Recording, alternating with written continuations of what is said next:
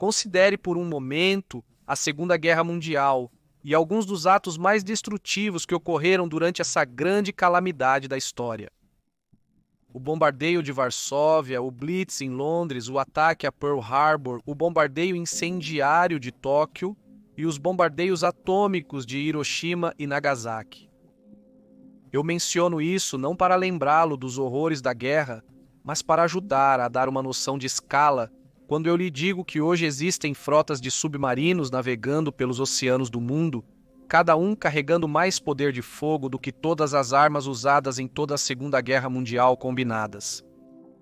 É um fato impressionante e um testemunho do poder da humanidade que tais armas de poder destrutivo absoluto tenham sido projetadas e construídas. Conhecidos como submarinos de mísseis balísticos ou SSBNs, esses gigantes subaquáticos furtivos patrulham secretamente e silenciosamente nas profundezas dos oceanos do mundo, na expectativa de um dia que esperamos que nunca chegue. O dia em que a guerra nuclear irrompe. O dia em que o mundo chega ao fim. E ainda, enquanto pode ser argumentado que essas armas nunca foram usadas, pode-se igualmente argumentar que elas têm sido usadas a cada hora de cada dia nas últimas 6 décadas, porque o verdadeiro poder do SNBM não é o seu uso para destruir um inimigo, mas o próprio medo que eles incutem no inimigo, impedindo-os de começar a guerra em primeiro lugar, conhecido como dissuasão nuclear. Este conceito de manter a paz através da retenção de tal poder de fogo incrível depende de ambos os lados desenvolverem sistemas de armas que, no mínimo, pareçam ser capazes de causar danos inimagináveis se alguma vez fossem usados. Com esse objetivo, os submarinos de mísseis balísticos aumentaram em poder e desempenho para manter seu nível de ameaça, e ao fazer isso, manter a paz, embora uma paz comprada com o preço potencial de um Armagedon global. Os primeiros submarinos de mísseis diesel-elétricos, como o projeto AV-611 da União Soviética, em serviço desde 1956, tinham apenas 2 mísseis, o que teoricamente lhes permitia devastar 2 cidades pequenas ou uma grande. Um SSBN moderno, como a classe Ohio dos Estados Unidos da América, agora carrega 24 mísseis Trident, cada um com até 8 ogivas direcionadas independentemente, o que significa que um único Ohio é capaz de destruir o mapa geopolítico da Europa Ocidental e deixar milhares de milhas de terra, um deserto irradiado por milênios a vir. O problema em desenvolver tal potencial destrutivo, no entanto, é que você não pode realmente testá-lo sem causar imensos danos à Terra. Mesmo ao testar mísseis sem ogivas nucleares, apenas 1 ou 2 eram disparados de uma vez de um único submarino. Assim, por anos, as tripulações dos SSBNs, que se referiam aos seus navios como boomers, operavam apenas na teoria de que, se chegasse a hora, poderiam implantar seu arsenal nuclear completo de maneira segura e eficaz, como nunca havia sido feito em operação. À medida que a década de 80 avançava, no entanto, e a Guerra Fria entre o leste e o oeste entrava em sua fase final e talvez mais perigosa, a Marinha da União Soviética elaborou um plano para realizar o teste definitivo de seus SSBNs, o lançamento de uma salva completa de mísseis. Esta é a história da Operação Behemoth. Depois das turbulentas décadas de 50 e 60, quando a confrontação nuclear parecia quase inevitável, os Estados Unidos da América e a União Soviética, cada um com seus aliados, entraram em um período otimista nos anos 70. Apesar de ambos os lados ainda desconfiarem um do outro, houve um esforço deliberado para começar a reduzir o número de armas nucleares ao redor do mundo. As conversações para a limitação de armas estratégicas, ou Strategic Arms Limitation Talks, ajudaram a conter o aumento dos estoques nucleares e proibiram o desenvolvimento de armas de mísseis antibalísticos. No último caso, acreditava-se que o desenvolvimento de armas que pudessem negar a eficácia dos mísseis balísticos poderia encorajar um dos lados a iniciar um conflito na crença de que não estavam mais em risco de sofrer um contra-ataque devastador. De maneira alguma, a Guerra Fria estava chegando ao fim com essas melhorias nas relações. mas certamente representava um descongelamento das tensões e a promessa de um amanhã melhor. Essa promessa foi simbolizada pelo encontro de astronautas americanos e cosmonautas soviéticos em órbita no dia 17 de julho de 1975, um evento quase impensável apenas 10 anos antes, e demonstrou o que poderia ser alcançado através da cooperação em oposição à competição. Dois eventos iriam completamente despedaçar todo o bem que havia sido alcançado entre ambos os lados nos anos 70. Primeiro, no Ocidente, as duas principais potências da OTAN, Grã-Bretanha e Estados Unidos, elegeram líderes políticos de direita linha dura na forma de Margaret Thatcher e Ronald Reagan, respectivamente. Ambos os líderes fizeram campanha com uma plataforma de adotar uma postura muito mais dura contra a União Soviética, que Reagan descreveu como o Império do Mal, comparando-o aos vilões de Star Wars. O segundo evento ocorreu do outro lado da cortina de ferro, quando na véspera de Natal de 1979 tropas soviéticas invadiram o Afeganistão, provocando uma onda de condenação internacional. Os soviéticos afirmaram que estavam ajudando um aliado comunista abalado por revoltas influenciadas pelo Ocidente, enquanto no Ocidente, muitos comparavam a ação com a invasão da Polônia por Hitler em 1939, temendo que uma guerra mundial pudesse seguir. Assim, o mundo entrou nos anos 80, questionando se sobreviveriam à década. A paranoia de ambos os lados estava em seu auge, com cada um temendo que o outro estivesse desenvolvendo novas super-armas para inclinar o equilíbrio a seu favor. E a verdade isso era exatamente o que estava acontecendo.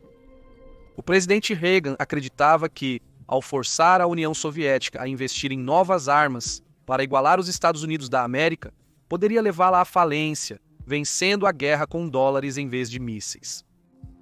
Os Estados Unidos da América, assim, iniciaram um grande programa de reequipamento, adquirindo uma quantidade impressionante de armamentos avançados, incluindo sistemas de armas nucleares, como o bombardeiro estratégico Rockwell B-1B Lancer, e, posteriormente, os primeiros submarinos com mísseis balísticos Trident. A União Soviética comunista estava ciente de sua significativa desvantagem quando se tratava de financiar seu projeto de reequipamento para igualar os americanos, com seus fundos aparentemente ilimitados para a defesa. E assim eles dançaram nas mandíbulas da armadilha. Eles não tiveram escolha a não ser se comprometer com a pesquisa e desenvolvimento de novas armas para manter a paridade com o Ocidente, gastando cada vez mais. No entanto, eles tinham uma arma secreta, o SSBN, sua frota de submarinos movidos à energia nuclear. Em 1968, a Marinha Soviética começou a implantar sua classe Projeto 667A de SSBNs, codinome da OTAN como Yankee One. Armados com 16 mísseis balísticos lançados por submarinos R-27 cada um, com o poder destrutivo de 1 megaton. O míssil a combustível líquido tinha alcance de 2.400 km. No papel, o Yankee One e o submarino R-27 deram à União Soviética paridade com os SSBNs, armados com mísseis americanos e britânicos. Porém, na prática, as coisas eram um pouco distintas. O problema para os soviéticos era que, para colocar seus mísseis R-27 no alcance dos alvos na América do Norte, eles tinham que atravessar os Estados Unidos da América, a intrincada rede de sensores Sound Surveillance System da Marinha dos Estados Unidos da América entre a Groenlândia, a Islândia e o Reino Unido, o chamado GAP-GRIUC. Sound Surveillance System, acrônimo para Sistema de Vigilância Sonora, usava sensores acústicos passivos para escutar submarinos soviéticos que desconheciam terem sido detectados. Um submarino de ataque da OTAN poderia então seguir o SSBN soviético, pronto para destruí-lo se necessário. Como resultado, mesmo quando o Yankee One estava apenas começando a entrar em serviço, a Marinha Soviética já estava exigindo uma nova classe de submarino, armada com mísseis de maior alcance, que poderia permitir que eles disparassem sua carga nuclear fora do alcance do Sound Surveillance System, caso a necessidade surgisse.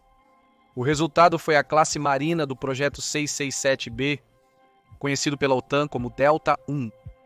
As dimensões do novo submarino eram apenas um pouco maiores que as do anterior. Com 138,6 metros de comprimento e deslocando 7.800 toneladas na superfície, em comparação com as 7.700 toneladas originais do Yangtze e 132,2 metros. No entanto, a diferença mais óbvia era um compartimento de mísseis ampliado em uma carenagem semelhante a uma corcova atrás da vela. Foi aqui que o Delta I abrigou seu arsenal de 12 mísseis balísticos lançados por submarinos, ou SLBMs, movidos a líquido R-29. O R-29 tinha quase 3 vezes o alcance do anterior R-20 e 7 em 7.691 quilômetros, dando ao Delta I um escopo operacional significativamente maior. O Delta, um original, entrou em serviço em dezembro de 1972 e mais 17 embarcações construídas com essa especificação seguiriam, representando uma ameaça significativa para a OTAN. Os submarinos da classe Delta possuíam casco duplo, um externo fino de aço de baixa magnetização, envolvendo um interno de pressão mais espesso, dificultando a detecção por sistemas acústicos ou magnéticos. Mesmo assim, a Marinha apenas ganhou mais poder. Os soviéticos exigiram mais melhorias a serem feitas nos próximos 4 navios da classe. A mais significativa delas foi o alongamento do casco para 155 metros para acomodar 4 tubos de lançamento vertical adicionais para R-20 e 9S, elevando o total para 16. Designados como Delta II pela OTAN, os 4 navios também apresentavam um isolamento acústico muito melhorado para torná-los mais difíceis de detectar com hidrofones, como os instalados em navios e submarinos da OTAN que os caçariam. Esses monstros marinhos da frota russa estavam ficando mais silenciosos e estavam ficando mais poderosos. No entanto, tanto o Delta I quanto o I ainda possuíam a mesma desvantagem. Eles não podiam disparar seu complemento total de mísseis em uma única salva. Em vez disso, os mísseis teriam que ser disparados em salvos separados, o que era um problema significativo para a tripulação, pois após disparar o primeiro, a OTAN saberia onde o submarino estava e o rastrearia e destruiria antes que pudesse disparar o próximo. Essa desvantagem seria abordada no Delta III, que poderia, em teoria, disparar todo o seu arsenal em uma única salva.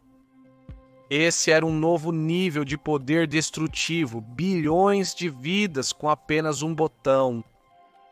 O Delta III também trazia uma nova variante do R-20, I-9, a R-20 e 9R.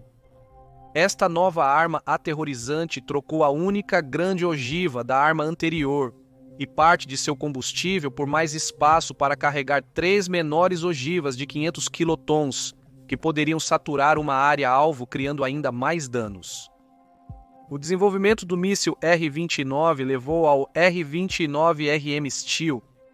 Esta foi a versão do míssil com o maior alcance até então, capaz de atingir um alvo a 5.300 milhas de distância. Também viu outro aumento no número de ogivas, cada uma com um rendimento reduzido. Desta vez consistindo de 4 ogivas de 200 quilotons. Em teoria, era até possível configurar os mísseis para carregar 10 ogivas de 100 quilotons, mas isso não foi adotado operacionalmente. Para transportar esta nova arma no mar, uma 4ª variante Delta foi produzida, a Delta IV, que incorporou as melhorias do Delta III, bem como o novo míssil mais capaz.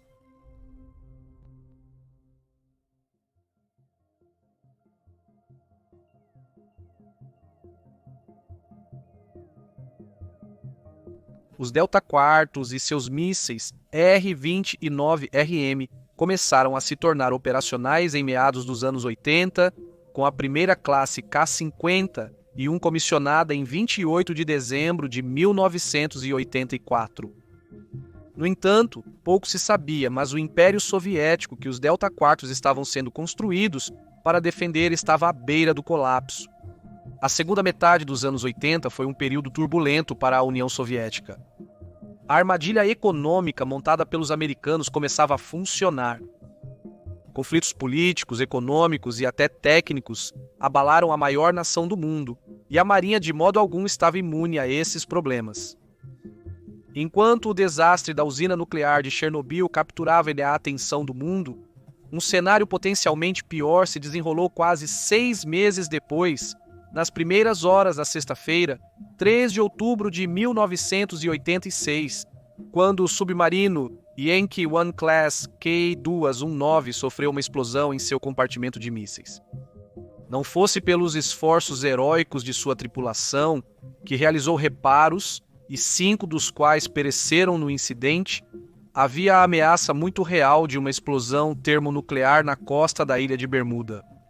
Infelizmente, para a Marinha Soviética, foi apenas o mais recente em um catálogo de desastres que afetaram o programa de submarinos nucleares soviéticos. O desastre do K-219 ocorreu no pior momento possível para a Marinha. A União Soviética estava agora sob a liderança de Gorbachev, que estava reestruturando sua economia sob a política de Paris-Strika. Com as relações com o Ocidente se aquecendo, o exército soviético temia cortes drásticos no financiamento. Com dúvidas sobre sua eficácia e confiabilidade, as forças de submarinos soviéticos, especialmente, tinham que demonstrar que valiam o colossal investimento de fundos por Moscou, e eles tinham que fazer isso de maneira dramática. Em março de 1987, eles realizaram a Operação Atrina. Isso envolveu 5 submarinos, contornando os dispositivos de detecção da OTAN e navegando perto o suficiente para fotografar a costa americana. Submarinos foram detectados pela OTAN ao saírem de seus portos, mas perderam-se no Atlântico. Isso despedaçou a crença no Ocidente de que os submarinos poderiam ser capturados. Em vez disso, a realidade é que o submarino poderia emergir das profundezas como um monstro da mitologia e dizimar a população americana, sem qualquer aviso a qualquer momento. A Marinha dos Estados Unidos da América enfrentou questionamentos constrangedores do Congresso sobre sua habilidade de proteger o país. A operação fez muito para restaurar o moral na frota soviética após o desastre do K-219. Com base neste sucesso, a Marinha Soviética agora queria demonstrar seu poder supremo ao quebrar o recorde do maior número de mísseis balísticos lançados de um submarino em uma única salva. O número mais alto em testes anteriores foi 8, disparados para a classe Yankee II K-140 em dezembro de 1968. Mas o Delta III e IV poderiam teoricamente disparar o dobro desse número. Agora, vários fatores afetam quantos mísseis podem ser disparados em uma única salva. Isso inclui a tensão colocada no casco do submarino pelo lançamento de alta pressão desses enormes e poderosos mísseis. Há também a questão da estabilidade. Quando um submarino de mísseis balísticos se prepara para lançamento, ele estabiliza curso, velocidade e profundidade. No entanto, a partir do momento em que o primeiro míssil deixa o tubo, o peso do submarino diminui drasticamente de um lado e é abalado pela força da liberação do míssil, desequilibrando assim o navio.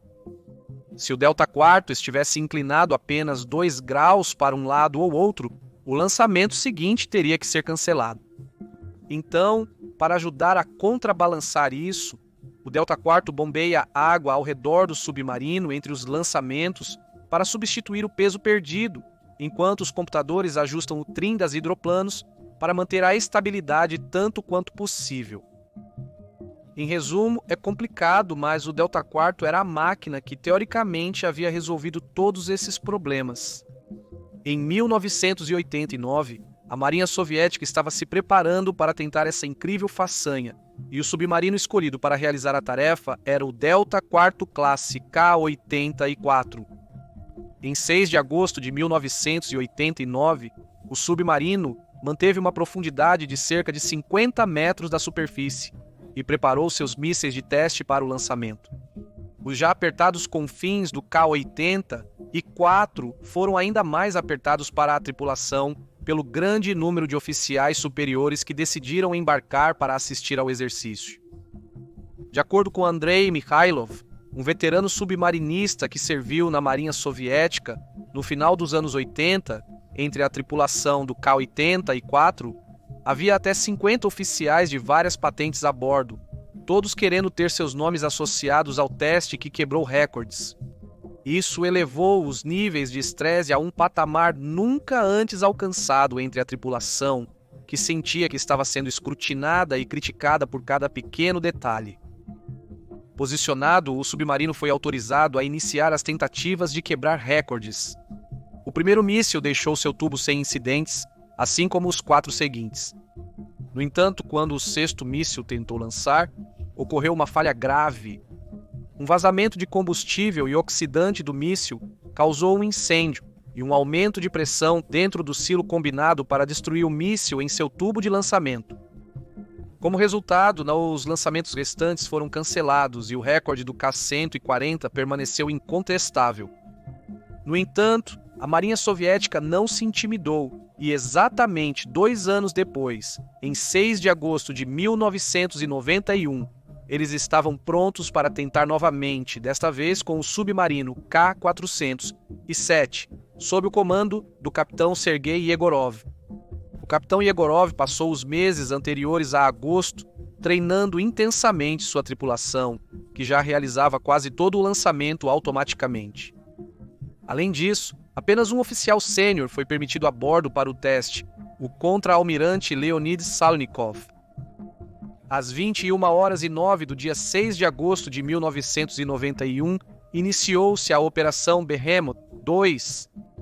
A cada 14 segundos, os mísseis R-20 e 9RM desarmados eram lançados de seus tubos, um por vez. Ao romper a superfície, eles acenderam seus poderosos motores de foguete a combustível líquido, que banhavam o submarino em luz brilhante por vários segundos cada vez. Dentro de 244 segundos do primeiro lançamento, o último míssil havia sido ejetado com sucesso. A Operação Behemoth 2 foi um sucesso, e o capitão Yegorov e sua tripulação estabeleceram um recorde que ainda permanece até os dias de hoje. No entanto, foi uma vitória vazia.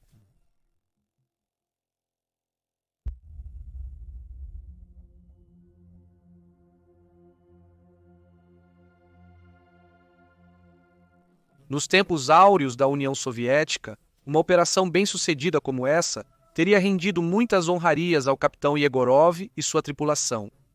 No entanto, em 1991, a União Soviética estava à beira do colapso total. Abalada por revolução, dificuldades econômicas e instabilidade política, a Operação Behemoth 2 passou quase completamente despercebida fora dos círculos militares. Apenas 2 semanas após a conclusão do teste, os comunistas linha dura tentaram um golpe contra Gorbachev, cujas reformas eram vistas por eles como a causa dos problemas da União Soviética. O golpe falhou. Nos meses seguintes, cada vez mais partes da União Soviética se separariam e se tornariam nações independentes, até que, no dia de Natal de 1991, Gorbachev declarou seu papel como líder da União Soviética extinto. Portanto, ele entregou a autoridade para a dissuasão nuclear soviética a Boris Yeltsin, que agora foi empossado como o primeiro presidente da Federação Russa. A Guerra Fria realmente acabou e, como tal, testes de armas como a Operação Behemoth agora pertenciam a uma era morta. Assim, o verdadeiro legado da Operação Behemoth foi servir como um marco final para a Guerra Fria, lembrando-nos de um tempo em que o mundo estava tão dominado pelo medo e paranoia que a humanidade literalmente fabricou a ferramenta para sua própria destruição. O recorde do K-407 permanece intacto até julho de 2020. No entanto, na última década, a Rússia começou novamente a se levantar para desafiar as potências ocidentais militarmente. A mentalidade da Guerra Fria de mostrar que Moscou pode se equiparar aos Estados Unidos da América em tecnologia bélica parece estar de volta, apesar de especialistas concordarem que a maior parte do exército russo usa equipamentos modernizados, porém antigos. Tanto o K-80-4 quanto o K-407 permanecem em serviço ativo e desde então foram armados com mísseis balísticos ainda mais avançados. Neste cenário, que alguns analistas referem-se como Guerra Fria, suspeita-se que os recentes testes de mísseis russos estão todos se acumulando para uma tentativa de repetir ou até mesmo superar os resultados da Operação Behemoth 2, provando ao Ocidente que a Rússia continua sendo uma superpotência nuclear relevante. Parece que a era da Operação Behemoth pode estar ressurgindo mais uma vez.